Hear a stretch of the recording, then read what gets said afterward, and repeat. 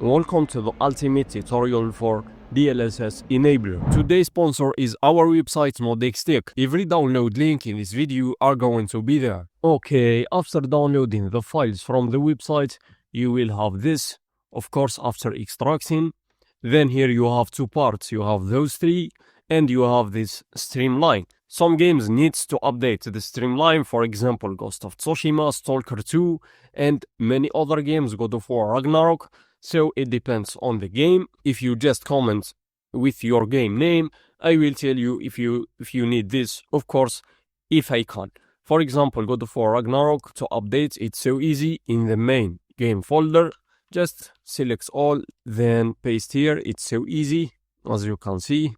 Some games have a specific folder location, for example, Stalker 2, Expedition 33. Expedition 33 doesn't need to do this, but just to explain. For example, here you will go to Sandfall, Plugins, NVIDIA, Streamline Core, Binaries, Third Party, Win64, and update here. As I said, it depends on the game. Other files we have here, those three. So, from those three, we need just one file. Start with version.dll, then go to WinMM, then DXGI.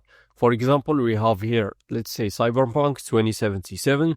It's so easy, just go to Cyberpunk bin x64, then copy version.dll and paste here. Other games, for example, Hogwarts Legacy, you have to go here, Binaries, Win64, and paste here. For example, here I'm using DXGI. Now let's launch a game and see the settings. We are here in Expedition 33, as you can see. Make sure to enable DLSS frame generation in the game settings.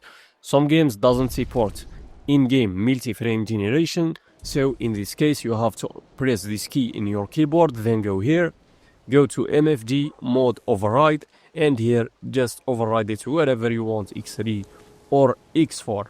Other settings we have here, we have space screen ray tracing or screen space ray tracing. As you can see, it adds this like ambient occlusion ray tracing. It's so good, as you can see, and it doesn't eat a lot of frames. We have here Ghost Booster. This Ghost Booster, if you have a lot of ghosting, you can enable this option and the ghosting will be better. Override, here as you can see, it's still on alpha, but I think it works. You can go with performance, quality, or latency. Quality, it will give you better quality, of course. Latency, it will give you a better latency.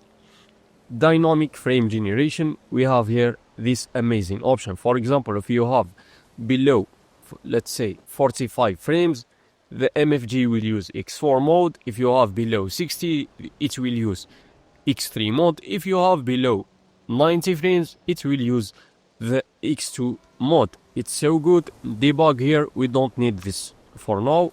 As you can see, everything works. It's just amazing. For the stats bar, you can also enable stats bar to see your stats here. Let's disable dynamic frame generation, and that's so good, as you can see. Of course, you have to restart the game.